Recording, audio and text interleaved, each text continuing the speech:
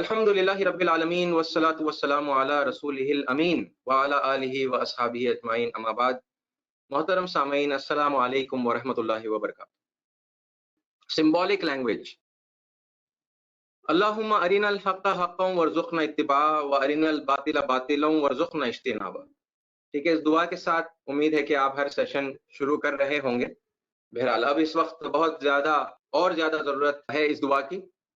देखिए, हिंदुस्तान की लिसान में कल हमने देखा कि ये सबसे, चूंकि एंशिएंट प्लेस है, एंशिएंट कंट्री है, सबसे पहली इनहैबिटेड कंट्री है जहां पर इंसान बसाए गए, यानी आदम अलैहिस्सलाम और हव्वा अलैहिस्सलाम यहीं पर बसे और यहीं से इंसानियत का आगाज हुआ। और फिर जो कुछ इन्वेंशंस हुए और जो कोई प्रोग्रेस और डेवलपमेंट हुआ वो यहीं से हुआ। ठीक है, तो लैंग्वेज के मैदान में हमने देखा कि सबसे पहले जो लैंग्वेज वजूद में आई वो थी तमासीली लिसान, रूपक भाषा। ठीक है, और फिर कई हजारों साल बाद वर्णमाला भाषा यानी अल्फाबेटिकल लैंग्वेज वजूद में आई। तो लोग उसी लैंग्वेज के अंदर कम्युनिकेट करते थे और रिकॉर्ड्स मेंटेन करते थे, अपने वाकयात, अपने किस्से, अपनी कहानियां, अपनी तालीमात को वो तमासीली लिसान में महफूज करते थे, क्योंकि वही लैंग्वेज थी, अल्फाबेटिकल लैंग्वेज थी नहीं, वो बाद में वजूद में आई। ठीक है, और ये आयत हमने देखी तमासील के सिलसिले में, सिंबल्स और स्टैच्यूज के सिलसिले में, कि दाऊद अलैहिस्सलाम और सुलेमान अलैहिस्सलाम के कंट्रोल में जो जिन थे, वो जिन्नात उनके लिए वो चीजें बनाते जो उनको बनवाना मंजूर होता, जिसमें से थी महारीब, बड़ी बड़ी इमारतें, वो तमासील और मूर्तें यानी स्टैच्यूज, व जिफानिन कल जवाब और लगन, ठीक है, वह कुदूर रासियात और बड़ी बड़ी देरें। बहरहाल हमारे लिए जो इंटरेस्ट का मौजू है इस आयत के अंदर वो है तमासील। ठीक है, तो वो अंबिया थे अपने वक्त के, ठीक है, बड़े बड़े पैगंबर थे दाऊद अलैहिस्सलाम और सुलेमान अलैहिस्सलाम, और वो तमासील बनवाते थे। उसका रिकॉर्ड कुरान मजीद में भी हमें मिलता है। ठीक है, तो सिंबल्स क्या है? सिंबल्स और सिंबॉलिक लैंग्वेज एक तरह की लैंग्वेज है, और इसकी हमने मॉडर्न एजुकेशन के अंदर भी आज हमारे अपने घरों में, अपनी जिंदगियों में इस्तेमाल होने वाली भी कुछ मिसालें हमने देखी। ठीक है, तो मैं उसको फिर अब उसकी डिटेल में नहीं जा रहा। कल हमने अलबत्ता वो सब चीजों की अंडरस्टैंडिंग के बाद में ये एक एग्जाम्पल डिस्कस किया था। ठीक है, और ये एग्जाम्पल क्यों वजूद में आया वो आपको समझ में आया। ठीक है, इसमें एक मैसेज देना था।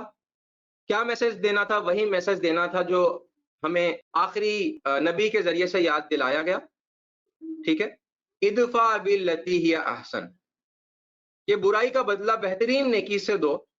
तो यही तालीम तो हर जमाने में दी गई है, लेकिन अब उस जमाने में जब उनके पास अल्फाबेटिकल लैंग्वेज नहीं थी, लेकिन उन्हें ये तालीम को रिकॉर्ड करना था और आगे आने वालों के लिए प्रिजर्व करना था, तो उन्होंने क्या किया? उन्होंने पत्थर के अंदर वो कार्विंग कर दी, एक सांप को कार्व कर दिया और फिर दूध का एक प्याला उन्होंने कार्व कर दिया, और ये बताया कि सांप जो है वो प्रतीक है, वो सिंबल है एनिमिटी का, दुश्मनी का।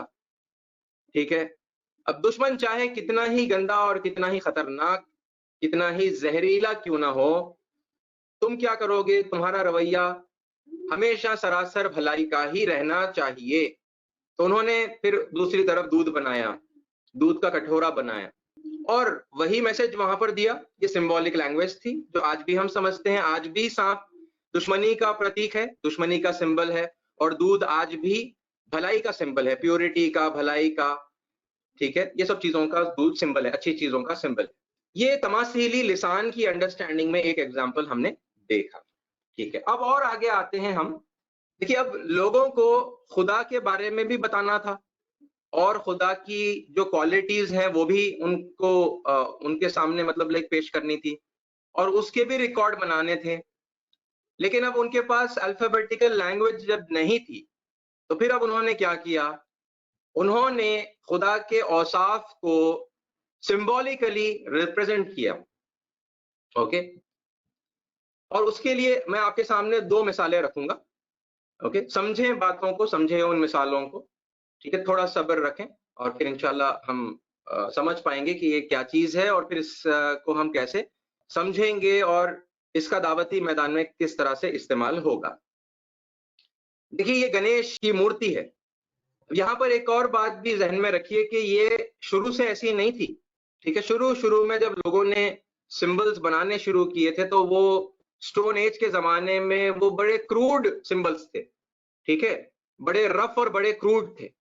लेकिन जैसे-जैसे टेक्नोलॉजी के अंदर हम आगे बढ़े, तो फिर अब उसके बाद ये हम देख रहे हैं कि वो जो क्रूड सिंबल्स थे, वो अब हाइली डिफाइंड और हाइली कलरफुल, है ना? इस तरीके के वो सिंबल्स बन गए हैं, हाई डेफिनिशन के, ठीक है? तो वो ओरिजिनल शुरू से बिल्कुल ऐसे नहीं थे, ठीक है?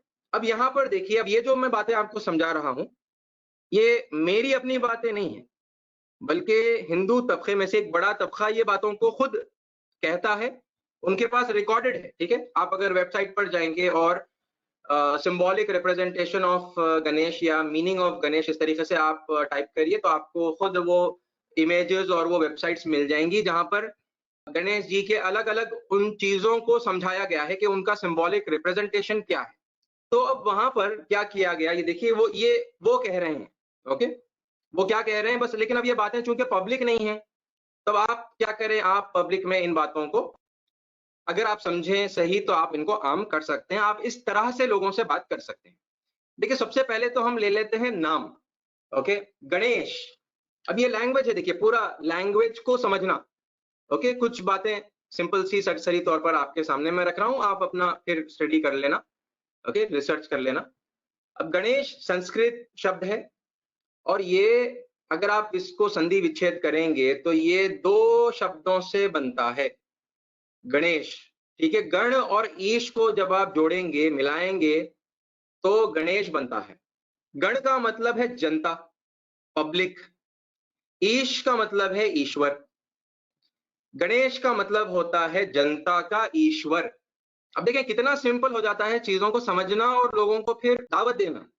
यानी ईश्वर की कोई प्रतिमा नहीं है, ईश्वर का कोई फॉर्म नहीं है, ये तकरीबन हर हिंदू ऑलरेडी बाय डिफ़ॉल्ट जानता है, ठीक है? यानी ईश्वर ऊपर वाला, वो ऊपर ही उँगली करेंगे और इशारा करके मतलब वो बताएँगे ऊपर वाला, ईश्वर, परमेश्वर, ठीक है? सर्वेश्वरा, जो भी वो नाम से वो ऊपर वाले को याद करते हैं, वो जानते हैं कि वो निराकार है, ठीक है? अब आपने बस अगर जाकर उनसे कहा कि कितना बेहतरीन नाम है ना? ईश्वर के सगुण नामों में से, खूबसूरत नामों में से या गुणात्मक नामों में से कितना खूबसूरत नाम है, गणेश, इसका अर्थ जानते हैं आप? आप उनसे सवाल करें कि आप इनका इसका अर्थ जानते हैं? क्या आप इसका मीनिंग जानते हैं?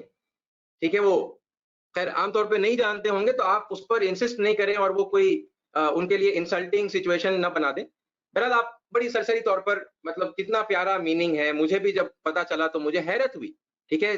गण और ईश से बना है गणेश और इसका मतलब ये है जनता का ईश्वर, यानी उस ऊपर वाले की बात हो रही है, उस निराकार मालिक की बात हो रही है, जो सारी जनता का ईश्वर है। बगैर खुले अल्फाज में कहे, उनके माइंड में ये बात क्लिक होगी कि ईश्वर तो निराकार है, या आप वो अल्फाज भी इस्तेमाल करें, ईश्वर निराकार है, हमारा मालिक, हमारा ऊपर वाला, हमारा पालनहार, सारी प्रजा, सारी जनता का ध्यान रखने वाला, सबको पालने पोसने वाला वो निराकार ईश्वर, उसका कितना बेहतरीन, कितना प्यारा नाम है।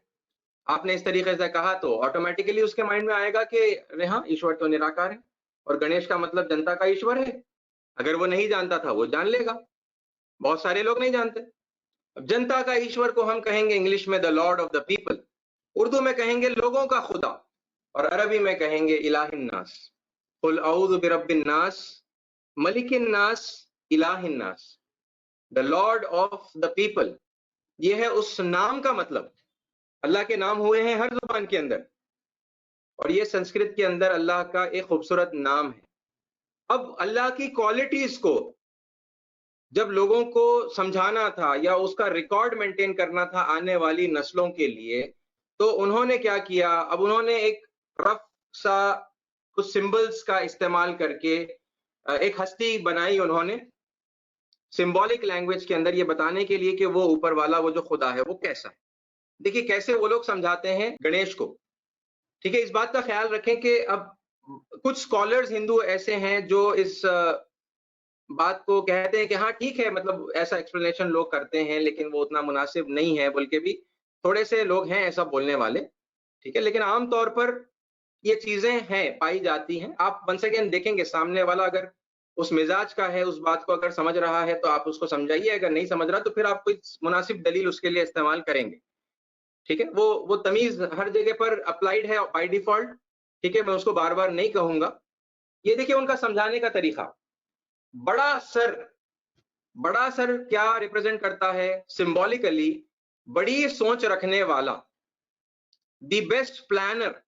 और ऐसा बहुत सारी जगहों पर सिंबॉलिकली रिप्रेजेंट किया गया है। जैसे रावण है, रावण को 10 सर लगाते हैं वो। क्या मतलब है उसका? क्या रियल में वो कोई ऐसा इंसान था जिसके 10 सर थे? बायोलॉजिकली सचमुच वो वैसा था? नहीं था, वो एक आम इंसान जैसे ही था, एक ही सर था उसको। लेकिन 10 सर लगाकर वो लोग रिप्रेजेंट ये करते हैं कि 10 इंटेलिजेंट लोगों का दिमाग उस एक आदमी के अंदर था। ये होता है वो 10 सरों का मतलब। और अलग-अलग फिर वो हर चेहरा अलग-अलग होता है, अलग-अलग फीचर्स। तो कोई कनिंग है, कोई मतलब बड़ा मतलब शातिर, और कोई समझदार, और कोई वाइज, और फिर कोई दया करने वाला, और है ना, हर एस्पेक्ट से सोचने वाला। अब इस तरीके से वो लोग उसको रिप्रेजेंट करते हैं। तो बड़ा सर मतलब बड़ी सोच रखने वाला, द बेस्ट प्लानर। फिर बड़े-बड़े कान का क्या मतलब है? ये वो जो निराकार ईश्वर है, वो ज्यादा प्रार्थनाएं सुनने वाला है, हर एक की हर वक्त दुआओं को सुनता है। सुनता है ना, हमारा रब सुनता है ना। क्वालिटी है, क्वालिटी को उन्होंने सिंबॉलिक लैंग्वेज में रिप्रेजेंट किया। अच्छा, छोटी आंखें। अब देखिए इतना बड़ा मतलब गणेश इतने बड़े होते हैं, लेकिन आंखें छोटी छोटी होती हैं। क्या मतलब है छोटी आंखों का? वो ध्यान रखने वाला है। इतना बड़ा है कि वो तुम जैसे छोटी चीज को नहीं देख रहा, नहीं, बल्कि वो हर एक के ऊपर नजर रखे हुए है। फोकस, छोटी आंख का मतलब होता है फोकस करना। वो बारीक बीन है, ये उसका मतलब होता है। ये सिंबॉलिक रिप्रेजेंटेशन है कि वो हर एक पर नजर गाड़े हुए है। तुम्हारे अच्छे बुरे अमाल को हर वक्त वो देख रहा है। फिर आप और नीचे आए, बड़ा पेट। बड़ा पेट यानी सब कुछ हजम कर लेने वाला। सब कुछ से मुराद बुराई, यानी कितने बुराइयां करो, कितने पाप करो, लेकिन अगर तुम सच्चे दिल से उसकी तरफ पलटोगे तो वो सारे गुनाह माफ कर देगा, हर बुराई को छुपाने वाला। फिर एक सूंड है, देखिए अच्छाई कबूल करने वाला और बुराई को दूर करने वाला, है ना। जैसा आप अगर आप हाथी को देखेंगे तो वो कीचड़ और पानी को अलग करता है अपनी सूंड से, और अच्छी चीजों को लेता है और बुरी चीजों को निकाल देता है, छांटता है। तो सूंड उस चीज को रिप्रेजेंट करती है कि वो अच्छाइयों को कबूल करता है और बुराइयों को दूर करने वाला है।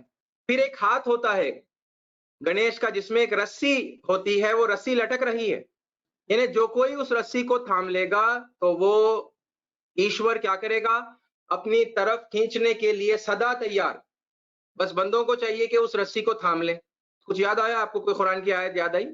वातसिमु बिहब्लिल्लाहि जमीअन वला तफर्रकू। अल्लाह की रस्सी को मजबूती से थाम लो। उन्होंने रस्सी का रिप्रेजेंटेशन वहां पर कर दिया। एक हाथ में रस्सी है और वो बस ऐसे ही लटक रही है। वो रस्सी, उसका सिंबॉलिक मीनिंग वो ये बताते हैं कि वो सदा तैयार है, आप बस रस्सी थाम लो, वो अपनी तरफ आपको खींच लेगा। ठीक है। और फिर उसके बाद में चूहे पर सवारी। इसके दो एक्सप्लेनेशन हैं चूहे पर सवारी के।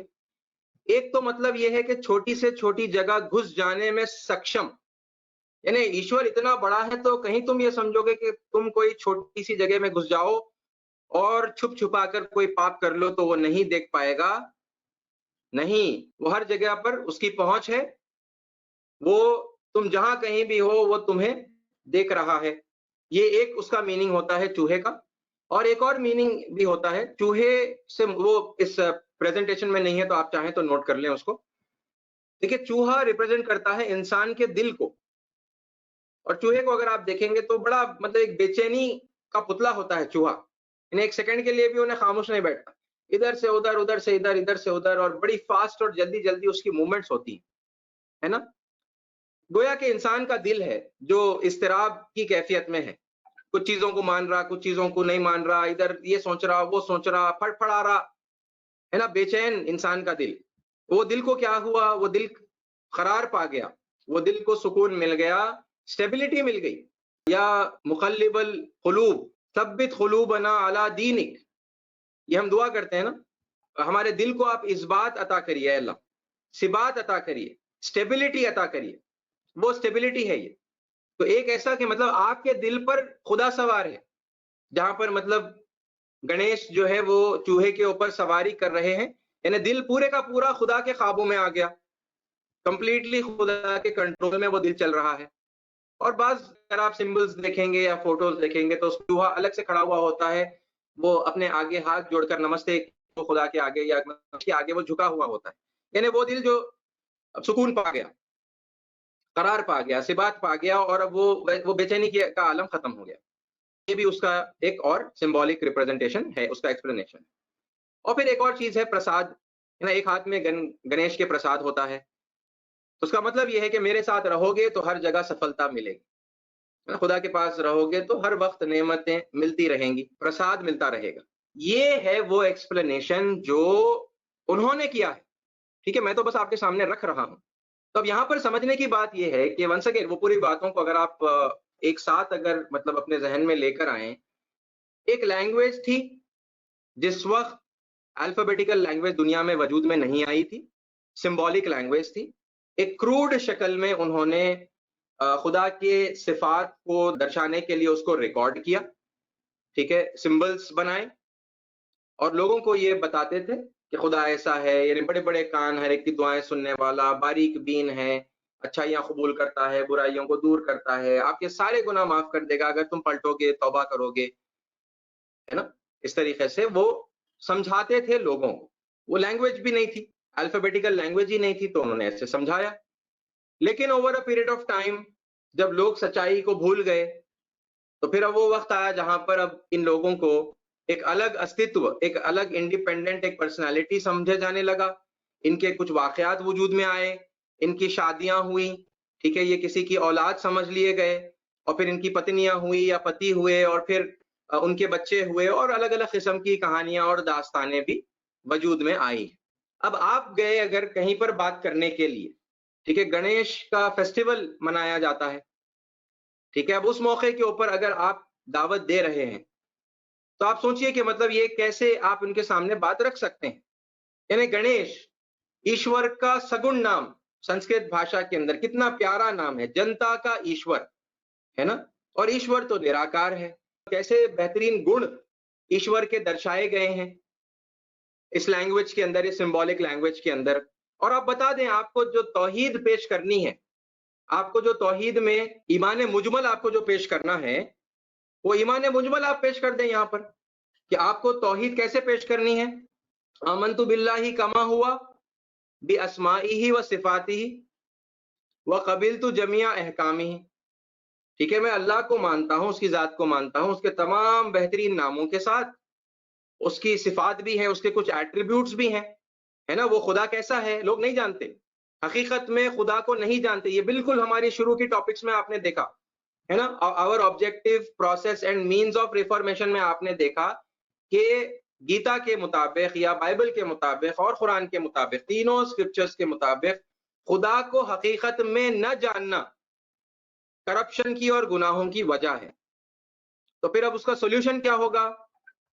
ईविल और करप्शन और गुनाहों से बचने का तरीका क्या होगा? कि खुदा को हकीकत में जान लेना। तो ये नहीं कह रहे कि खुदा को सिरे से लोग जानते ही नहीं, हकीकत में नहीं जानते। They do not know me in reality.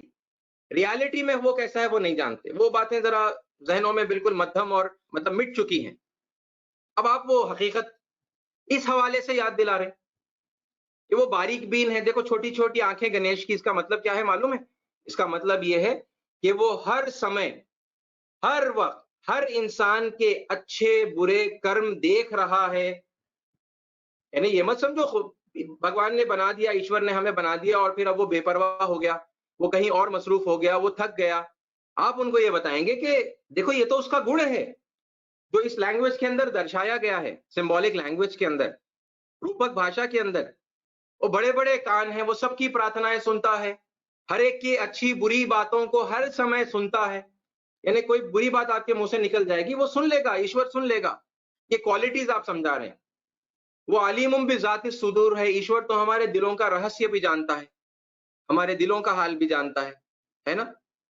फिर वो दंड देने वाला है या फिर वो रिवॉर्ड देने वाला है। हो सकता है तुमने बड़े पाप किए हों, लेकिन वो हमेशा सारे पापों को छुपाने के लिए भी सदा तैयार है और वो अपनी तरफ खींचने के लिए भी सदा तैयार है, तो मायूस मत हो। कुल ये इबादी अल्लज़ीना असरफ़ू अला अनफुसिहिम ला तखनतू मिर रहमतिल्लाह। अब लोग सोचते हैं ना, बहुत बड़े सारे लोग सोचते हैं, अरे मैं बड़ा पापी हूँ, मेरे लिए अब क्षमा की कोई गुंजाइश नहीं है, मेरे लिए कोई माफी नहीं है। आप बताएं ना, आप उनकी लैंग्वेज में बताएं, मैसेज आप वही दे रहे हैं, तालीमात आप वही दे रहे हैं जो कुरान की तालीम है। वो अस्समी है, अल बसीर है ना? वही बातें बता रहे हैं, लेकिन लैंग्वेज उनकी है। आप उनकी लैंग्वेज में उनको समझा रहे हैं कि देखो तुम कितने बड़े पापी हो, लेकिन अगर तुम ईश्वर के प्रति सच्चे दिल से पलटोगे और तुम क्षमा मांगोगे और तुम उसके शरण में आओगे, तो फिर वो तुम्हारे सारे पाप क्षमा कर देगा, माफ कर देगा। और वो भगवत गीता के वो 9:30, 9:31 आपने देखे होंगे, है ना? चाहे कितना बड़ा पापी क्यों ना हो, जब वो पलटेगा मेरी तरफ तो फिर वो हक परस्त माना जाएगा, क्योंकि उसने सच्चा इरादा किया है। ठीक है? और फिर वैसे ही बंदे को हमेशा हमेशा का अमन और सुकून मिलता है और कामयाबी मिलती है। उसको फिर उसके गुनाहों के हवाले से याद नहीं किया जाएगा।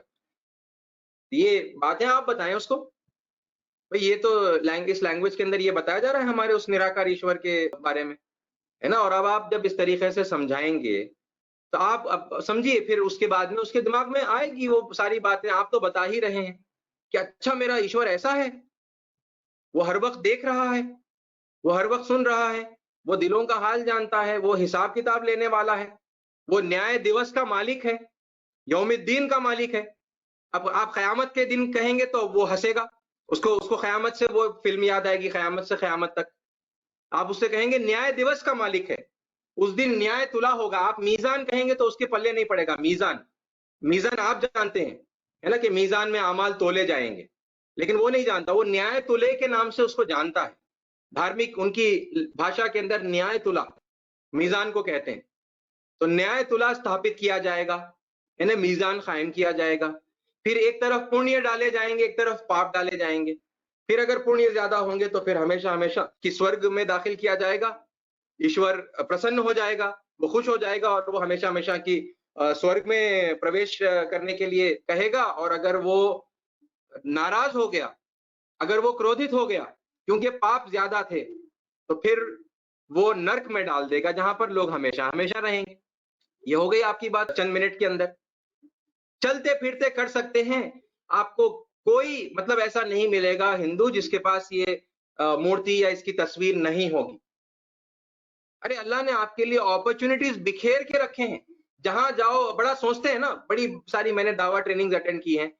ठीक है, अल्लाह उनको अच्छा रखे, वो बड़ा मेहनत और इखलास के साथ में वो लोग काम कर रहे हैं।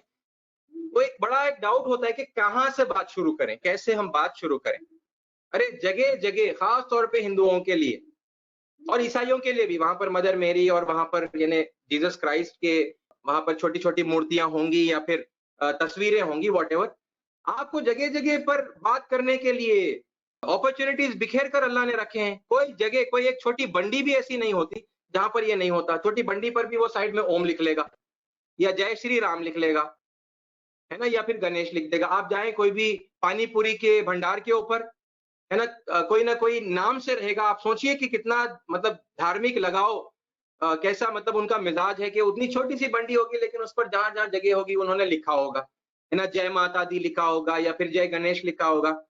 और इस तरीके से मतलब वो कोई ना कोई नाम से, ऐसे नाम से उनका भंडार होगा, है ना, चाट भंडार।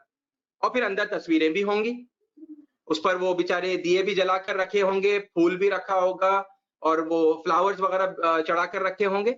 आपके लिए तो अपॉर्चुनिटी थी बात करने की। आप गए, आपने देखा और आप मुस्कुराए। आप हकीकत जानते हैं, ठीक है, वो बेचारा हकीकत से वाकिफ नहीं है। और वही बात फिर देखिए, टोटल रॉन्ग नहीं, पार्शियल राइट पार्शियल रॉन्ग, ये है वो बात अब यहाँ पर हमारे समझने की। मैं एक मिसाल से आपको, एक और मिसाल से मैं आपको समझाता हूँ। देखिए, किसी ने सूरज को देवता बना लिया और सूरज की पूजा कर रहा है।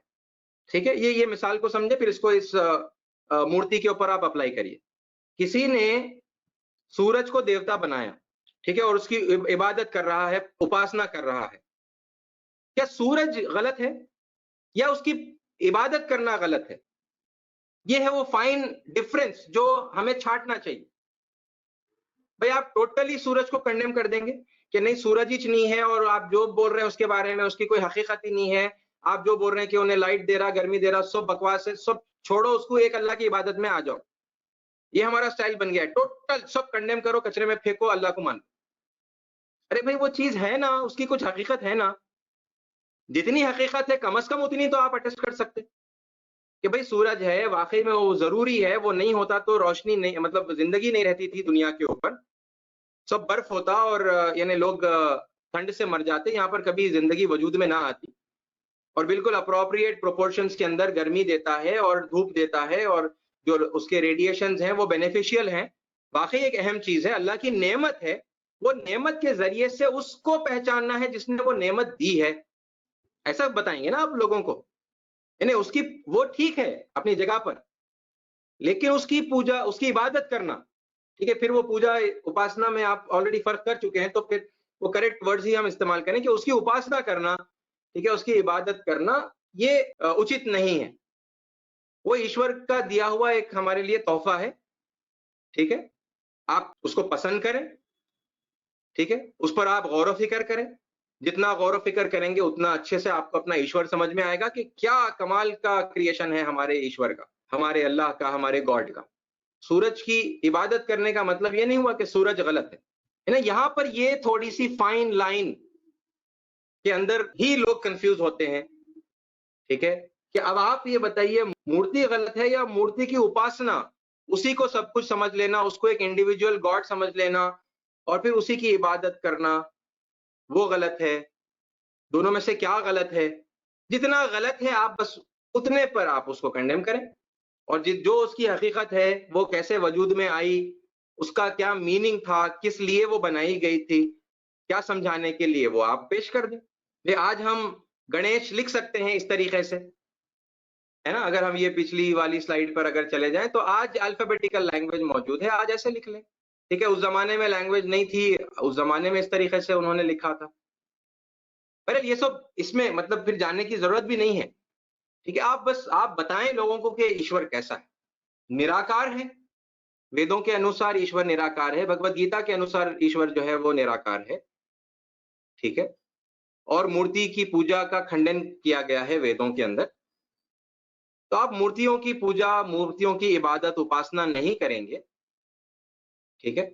और आप क्या करेंगे, आप उससे हकीकत मतलब, और ये बड़े स्कॉलर्स कहते भी हैं, ठीक है। मैं दो बड़े स्कॉलर के दो अलग अलग जो वर्जन्स हैं मैं वो बताता हूँ।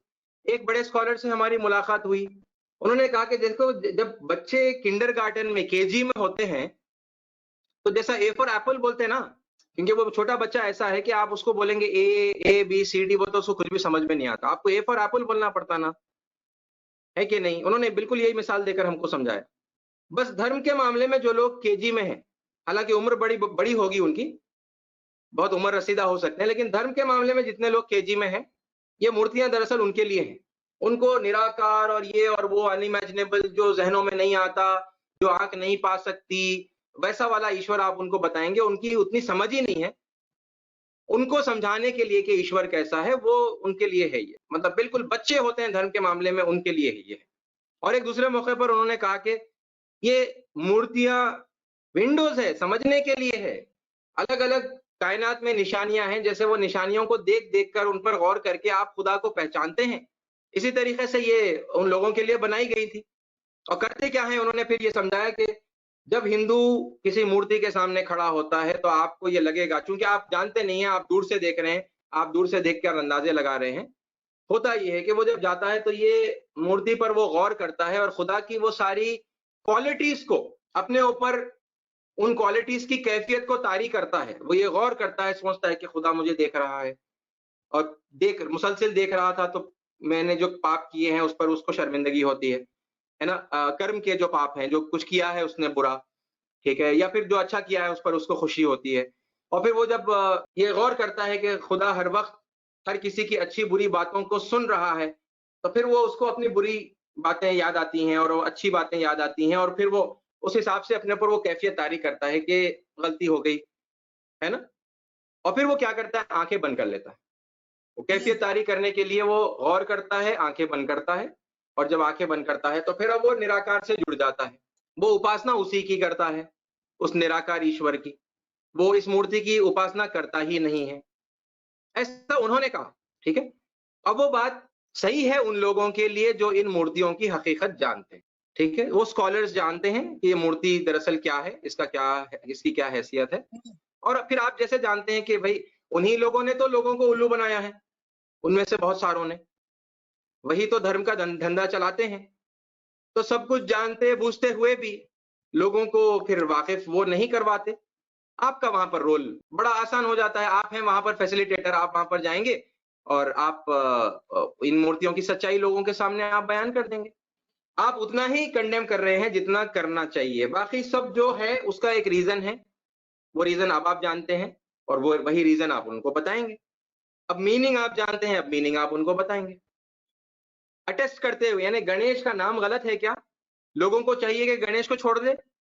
नहीं, गणेश ईश्वर के बेहतरीन खूबसूरत नामों में से एक नाम है।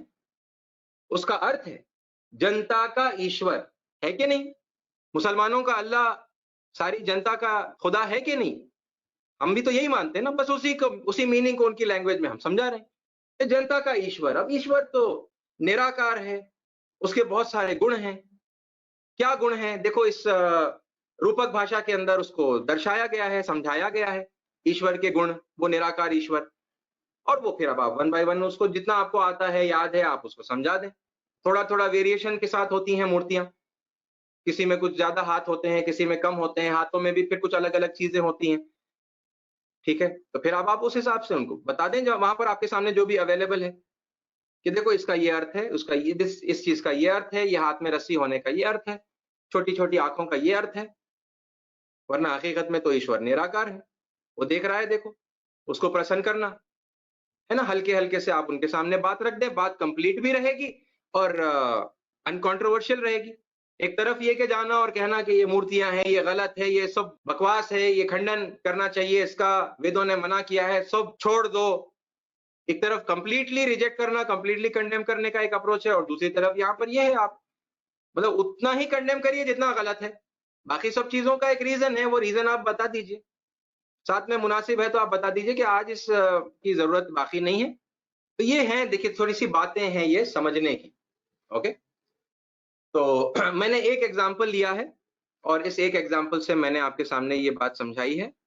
और देखिए पिछले कुछ सालों से जब से मैं ये चीज़ों को समझा हूँ और फिर इस तरीके से लोगों के सामने जब उस मौके पर ख़ास तौर पे, देखिए आम तौर पर कभी कोई टैक्सी में बैठते हैं, कहीं पर चले जाते हैं और फिर मतलब इतने अल्लाह ने मौके फ़राहम किए हैं, ख़ास तौर पे हमारे हिंदू भाइयों-बहनों के लिए, हर जगह पर होती हैं वहाँ पर। ठीक है? कोई ना कोई जिस भी भगवान को वो मानता है, जिस भी देवता को वो मानता है, तो फिर उसकी वहाँ पर मूर्ति होगी या तस्वीर लगी हुई होगी।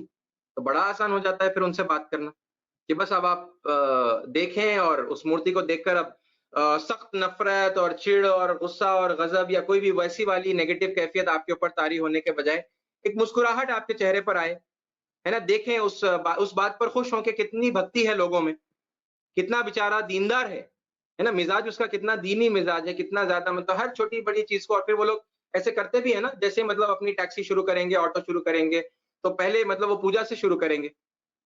यानी बड़े डिवोटेड लोग हैं। अब बस खुदा अपने हकीकी खुदा से वाकिफ़ नहीं है। आप देखें उस बात को ज़रा महसूस करें, मेरी कौम है, अल्लाह मेरी कौम को हिदायत दे।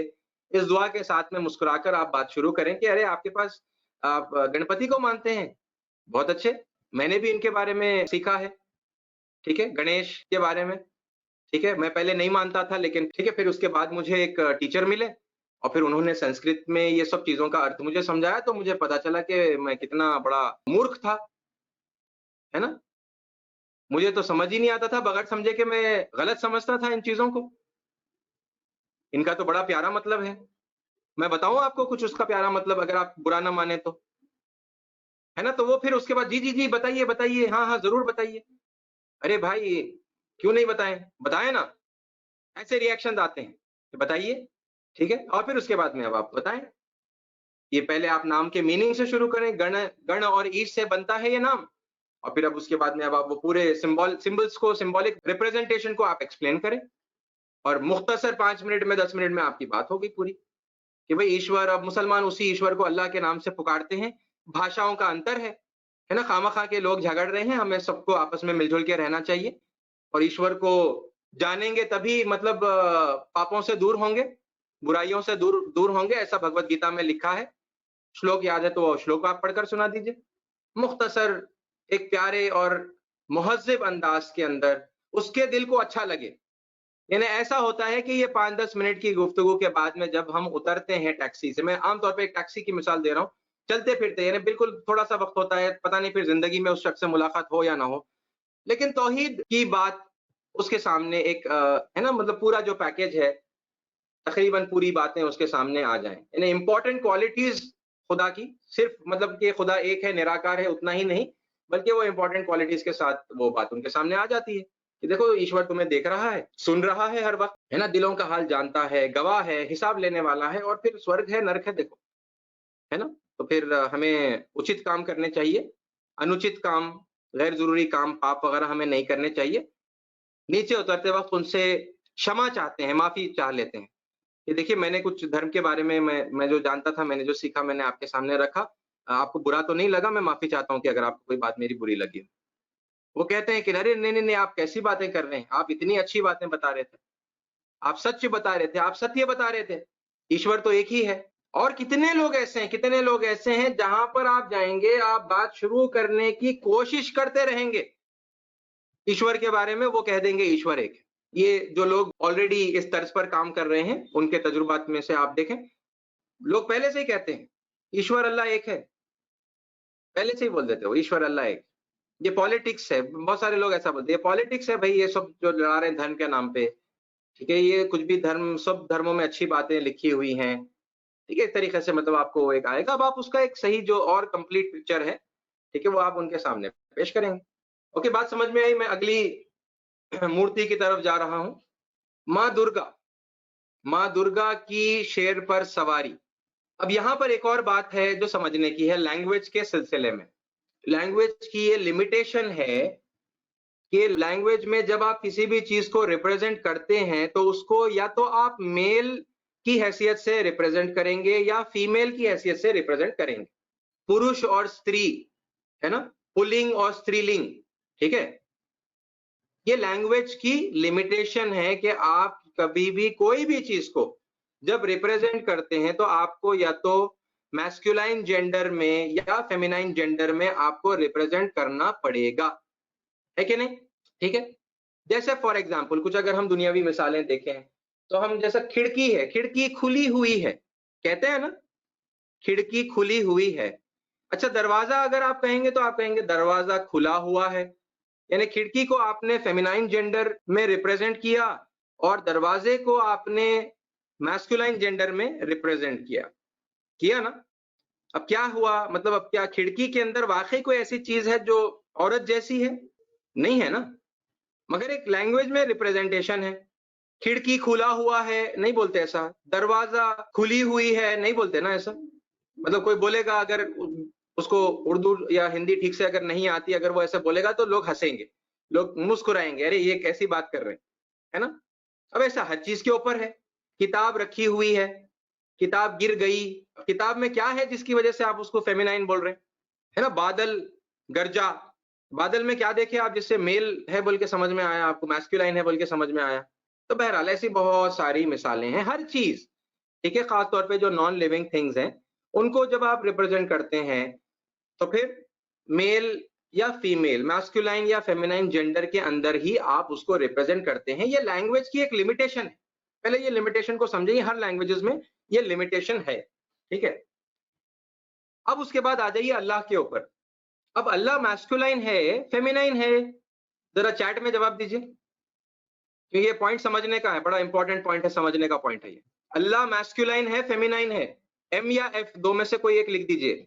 अल्लाह मैस्कुलाइन है? नहीं बहन, अल्लाह मैस्कुलाइन नहीं है। अल्लाह ना मेल है ना फीमेल है।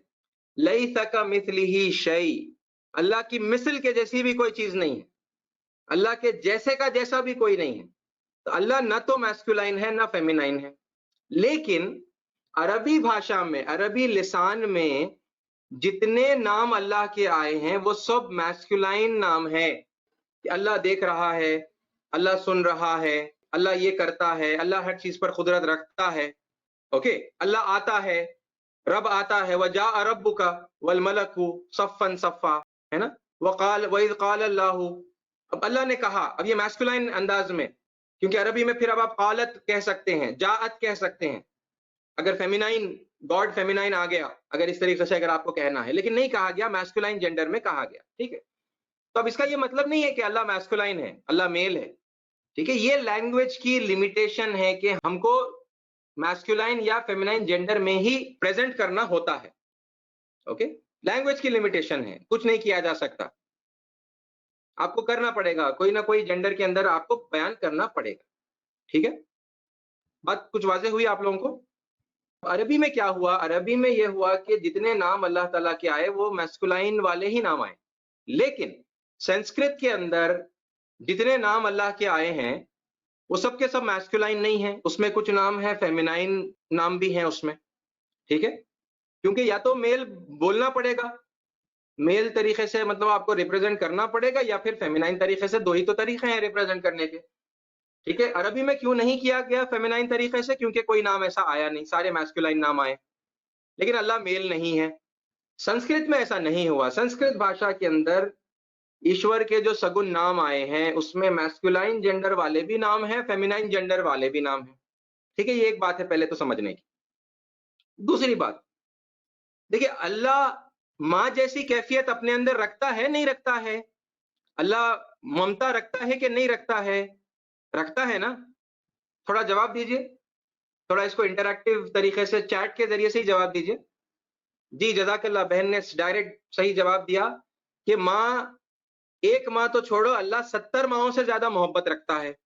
अब ये चीजों को, अब आप ये पजल के जैसे मतलब पीसेस हैं, इनको आप एक जगह पर आप इकट्ठा करिए। फेमिनाइन नाम आए हैं संस्कृत भाषा में अल्लाह के, ठीक है। और फिर अल्लाह के अंदर माँ की सिफत भी है, अल्लाह के अंदर ममता भी है, और फिर एक दो माँओं की नहीं है बल्कि 70 से ज्यादा माँओं की मोहब्बत अल्लाह अपने दिल में रखता है ना। बंदों से अल्लाह ताला 70 माँओं से ज्यादा मोहब्बत रखता है। अब माँ को दर्शाना है, ईश्वर की ममता को दर्शाना है, और फिर उसके लिए उनके पास वो फेमिनाइन नाम भी हैं संस्कृत भाषा के अंदर।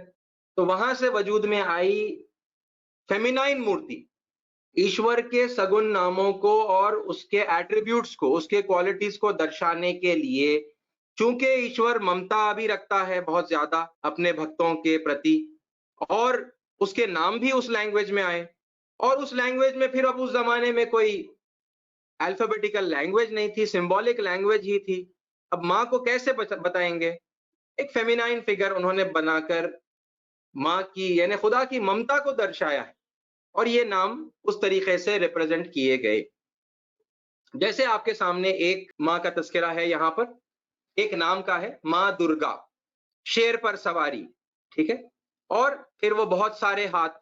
अब आप देखें मतलब इसका क्या है, मीनिंग क्या है, वो क्या बताते हैं इसका मीनिंग, ठीक है। ये देखिए, माँ दुर्गा यानी ईश्वर की ममता को माँ से दर्शाया। दुर्गा माँ के 10 हाथ, क्या बताना चाह रहे हैं? शक्तिशाली ईश्वर, जो चाहे वो बैक वक्त कर सकता है, कर सकता है ना अल्लाह हर चीज।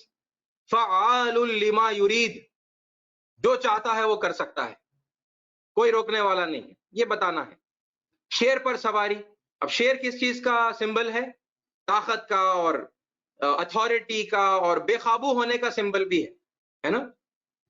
यानी अपने ताकत की वजह से शेर जंगल का राजा होता है, और मनमानी कर सकता है वैसा इंसान जिसके अंदर बहुत ज्यादा ताकत हो और पावर हो और अथॉरिटी हो। लेकिन चाहे जितना भी पावरफुल क्यों ना हो, कितना भी खतरनाक क्यों ना हो, कितनी भी अथॉरिटी वाला, कितना भी बड़ा राजा क्यों ना हो, खुदा के कंट्रोल से बाहर नहीं है। है क्या? फिरौन कितना बड़ा बादशाह था, लेकिन खुदा के कंट्रोल के बाहर नहीं था। अल्लाह ने उसको संभलने का मौका दिया, मौका दिया, ढील दी, ढील दी, ढील दी। वक्त जब खत्म हो गया, अल्लाह ने उसे डुबा दिया, खत्म कर दिया अल्लाह ने उसे। खतरनाक से खतरनाक को अपने नियंत्रण में रखना, अपने कंट्रोल में रखना, चाहे कितने खतरनाक हो, खुदा के कंट्रोल में है हर चीज। ये है, इस तरीके से दर्शाया गया। एक और बात इस सिलसिले में आप नोट कर लीजिए, वो प्रेजेंटेशन में नहीं है। देखिए, आप कोई भी माता के मंदिर को जब जाएंगे, अगर आप गए दावत वगैरह देने के लिए, ठीक है, माताओं के मंदिर की मैं बात कर रहा हूँ जहां पर दुर्गा माँ है या फिर कोई और माता का मंदिर है, तो आप वहां पर एक चीज गौर करना। क्या है वो चीज? बाहर लिखा हुआ होगा मंदिर पर या बहरहाल उसकी दीवारों पर, श्री दुर्गा माता का मंदिर, श्री दुर्गा माता का मंदिर। अब आपके ज़हन में एक सवाल आएगा, जो कोई लैंग्वेज से और वाकिफ़ है और ख़ास तौर पे हिंदी से, ये लेडीज़ रहेंगे तो क्या कहना चाहिए? श्री कहना चाहिए, श्रीमती कहना चाहिए। श्रीमती कहना चाहिए ना? जी, वहाँ पर श्रीमती नहीं लिखा होता। श्री दुर्गा माता का मंदिर, ठीक है? ये एक और उस बात की अलामत है कि वो खुदा तो निराकार है और श्री जो उन्होंने लिखा है, ठीक है? हालाँकि फिर माता है, माता का मंदिर है। ये बात भी और उसको क्लैरिफ़ाई करती है कि खुदा ना तो मेल है, ना फीमेल है, उस जैसा तो कोई नहीं है, ठीक है? लेकिन अब वो लैंग्वेज में चूँकि वो फ़ेमिनाइन नाम आया और खुदा के अंदर माँ की ममता है ना, 70 माँओं से ज़्यादा ममता खुदा रखता है अपने बंदों के लिए। उसको दर्शाना था, फ़ेमिनाइन नाम था, सिंबॉलिक लैंग्वेज थी, उन्होंने इस तरीके से दर्शाया। और वन्स अगेन मैं फिर वो बात याद दिला रहा हूँ, देखिए ये शुरू से ऐसा नहीं है। शुरू जब आप स्टोन एज में चले जाएँगे तो बड़ा क्रूड, उनके पास जो टूल्स थे वो भी क्रूड थे, स्टोन के टूल्स थे और उन्होंने पत्थर में क्रूड कार्विंग्स की। अब वो जैसे-जैसे टेक्नोलॉजी बढ़ती चली गई, फिर हम आयरन एज में आए और फिर अब उसके बाद में इलेक्ट्रॉनिक एज और कंप्यूटर साइंस के एज में आ गए हैं और अब इंफॉर्मेशन के दौर में हम आ गए हैं। ठीक है, तो अब जैसे-जैसे वो चीज़ें और हाई डेफिनिशन वाली होती चली गई, कलरफुल होती चली गई। आज से कुछ साल पहले के अगर आप मोबाइल फ़ोन को देख लें, इतना बड़ा हपड़ा फ़ोन, ठीक है, मोबाइल फ़ोन और फिर उसकी ब्लैक एंड व्हाइट स्क्रीन, है ना? ब्लैक डिजिटल डिस्प्ले उसका होता था। अब कैसा हो गया? है ना? इतने कम अरसे के अंदर इतनी बड़ी तरक्की कि अब हर एक के पास हाथ में स्मार्टफ़ोन है ना? फ़ोटो ले रहे हैं, मोबाइल वीडियो बना रहे हैं। हाई डेफिनिशन, अब एक से एक हाई डेफिनिशन वो आ रहा है। और कैसे मतलब डिज़ाइन करने में आसानी हो रही है कि आम लोग भी वीडियो शूट कर रहे हैं, डिज़ाइन कर रहे हैं, है ना?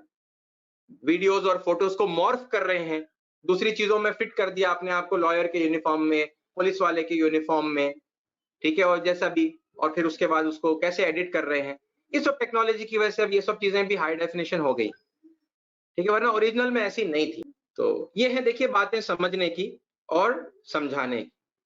यानी मूर्ति गलत है या मूर्ति की उपासना गलत है? वन्स अगेन वही सवाल आपके सामने मैं दोहरा रहा हूँ जो इससे पहले दोहराया था, ठीक है? इस बात की तमीज़ करने की, ये वो स्पेसिफिक नॉलेज है, ठीक है? रैंडम तो ऐसा समझ में आता है कि वो सब गलत है, मंदिर ही गलत है, मंदिर में जाना गलत है, ऐसा रैंडमली समझ में आता है। लेकिन अब समझ में आया कि अच्छा ये एक लैंग्वेज है, ये लैंग्वेज में कुछ चीज़ें बताई गई, ये बताने के पीछे ये रीज़न है, ओके? और वो दरअसल ईश्वर के सगुण नामों में से एक नाम है, दुर्गा, दुर्गा अल कहार, ठीक है? अल कहार जो अरबी में है वो संस्कृत में दुर्गा है, ठीक है? बहुत ज़्यादा कहर वाला, अल कहार। बहरहाल वो और एक अलग टॉपिक है, इंशाल्लाह फिर कभी सेकंड लेवल में आपके सामने और खुदा के नाम और उनके क्या-क्या मीनिंग्स हैं वो आपके सामने आएँगे, ठीक है? तो अब ये फेमिनाइन भी नाम आए संस्कृत लैंग्वेज में और उस ज़माने में यही भाषा थी, खुदा रखता है अपने अंदर ममता, ठीक है? वो अल्फाज़ जो दुआओं में आप सुनेंगे वो भी वैसे ही आते हैं, तुम ही हो माता, तुम ही पिता हो, है ना? खुदा के लिए जो वो गीत गाते हैं या प्रार्थना करते हैं, तो उसके अंदर कहते हैं कि आप ही माँ हैं, आप ही बाप हैं। तो वो बायोलॉजिकल मदर, बायोलॉजिकल फादर की बात नहीं हो रही वहाँ पे। वो चिल्ड्रन ऑफ गॉड में जैसा हम समझते आए हैं कि अरे! गलत था चिल्ड्रन ऑफ गॉड अपने आप को बोलना, ये तो शिरकिया बात है। हम नहीं हैं खुदा के बच्चे। अब वो बातों की क्लैरिटी आपके सामने आ गई है। अल खल्क़ु कुल्लुहु अयालुल्लाह। सारी मखलूक अल्लाह का कुंबा है, अल्लाह की फैमिली है, अल्लाह की अयाल है।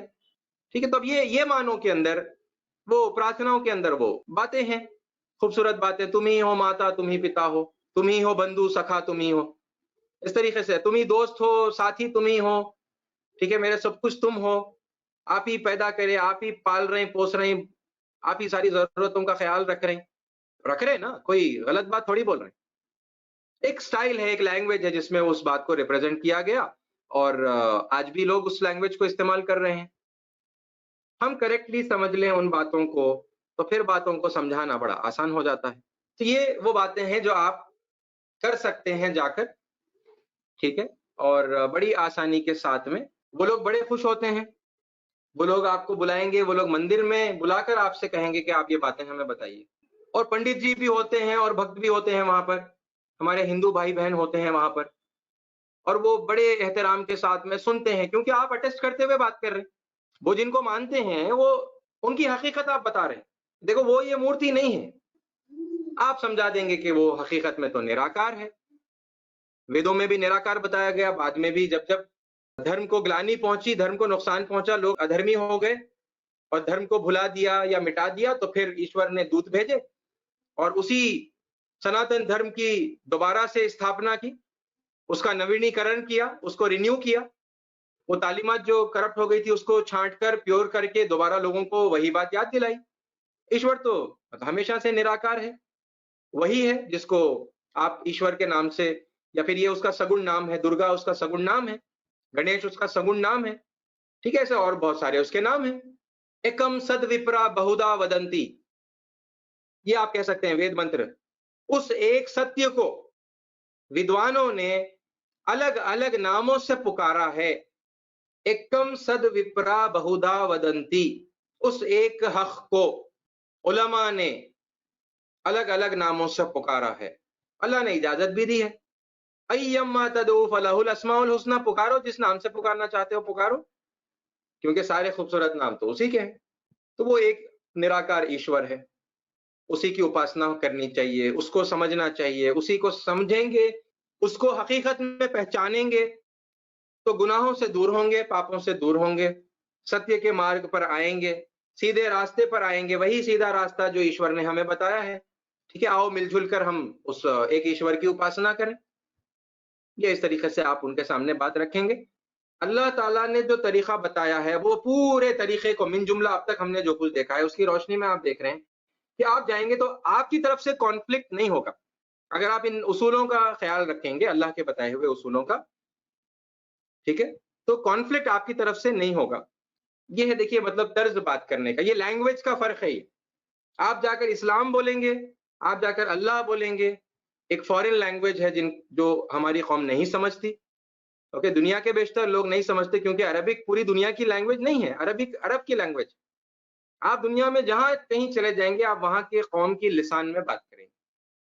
ये है कुछ बातें कौम के लिसान के सिलसिले में, और ये 2 एग्जांपल्स ही, 3 एग्जांपल हैं वैसे सिंबॉलिक लैंग्वेज के। एक मैंने आपके सामने जनरल एक एग्जांपल रखा, नाग पंचमी के मौके के ऊपर आप उसका इस्तेमाल कर सकते हैं, ठीक है। और फिर ये दूसरे 2 मैंने आपको जो अलग-अलग देवी देवता माने जाते हैं, उनके सिलसिले में कुछ आपके सामने वजाहतें रखी हैं कि उनकी हकीकत क्या है, कैसा ओरिजिनेट हुए, ठीक है। और फिर अब क्या माना जाता है आमतौर पर, और आपको क्या समझा देना है बड़े प्यारे अटेस्टिंग अंदाज के अंदर। यहाँ आप मूर्तियों की उपासना को, मूर्तियों की इबादत को अटेस्ट नहीं कर रहे हैं, ठीक है, ये बात बिल्कुल वाज़ेह रहे कि मूर्तियों की पूजा करने के लिए हम उनको अटेस्ट नहीं कर रहे हैं, उसी से तो हम हटा रहे हैं। लेकिन हम एक बड़ा मेजर ऑपरेशन कर दे रहे थे अब तक, सब कंडेम, सब कट करके हम निकाल के फेंक दे रहे थे, बड़ी सर्जरी कर दे रहे थे। अब आपको बस एक माइनर सा प्रोसीजर करना है, माइनर एक करेक्शन करना है। वो माइनर करेक्शन करने के लिए अल्लाह ताला ने कितने मौके दिए हैं, वो मौकों का इस्तेमाल करिए। जहां-जहां आपको हर जगह पर आपको मिलेगा, मिलते जाएंगे, बात करते जाएंगे, चलते फिरते कैसे आसानी से आप दावत देते जाएंगे, है ना? ये बात को अगर आप समझेंगे तो।